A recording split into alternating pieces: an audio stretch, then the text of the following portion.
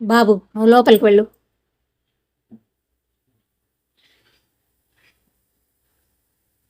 ఇంత గొప్ప కుటుంబాన్ని కోడలు పోయి ఉండి సభ్యత సంస్కారం లేకుండా మగాడి మీద చేయి చేసుకుంటావా?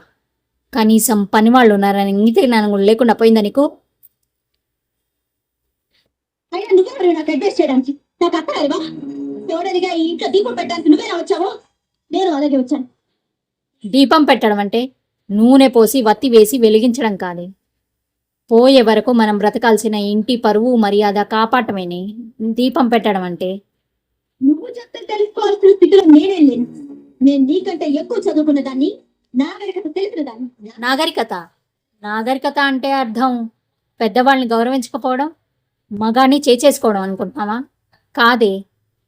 పట్టు చీర కట్టుకున్నా పాత చీర కట్టుకున్నా ఎదుటి వాళ్ళు చేతులెత్తి నమస్కరించేలా ఉండడమేనే నాగరికత అంటే. నీతో నీతో చెప్పించుకునే అవసరం గాని అడ్డమైన వాడి ముందు తలంచి బ్రతకాల్సిన స్థానం. నిన్ను తలవంచుకొని బ్రతకమండం లేదు. నిన్ను కట్టుకున్నవాడు తలదించుకునేలా ప్రవర్తించొద్దంటున్నాను. నువ్వు వాణ్ణి కొట్టావు, వాణ్ణి తిరిగి కొట్టుంటే నీ పరువు ఏమయ్యేది? ఈ కుటుంబ ప్రతిష్ఠ ఏమయ్యేది? ఆడపిల్ల పుట్టింట్లో ఎంత గారాబంగా పెరిగినా అత్తవారింట్లో అణకువతో బాధ్యతతో ప్రవర్తించాలి. అది తనకి అందం, ఆ కుటుంబానికి గౌరవం. గుర్తుంచు.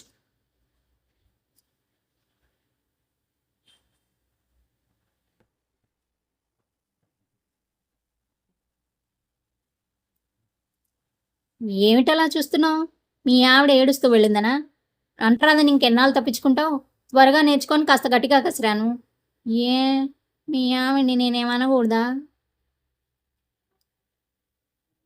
ఇలాంటి దేవతకే కోపం వచ్చిందంటే అది చేసిన తప్పు చింతదే ఉండదు.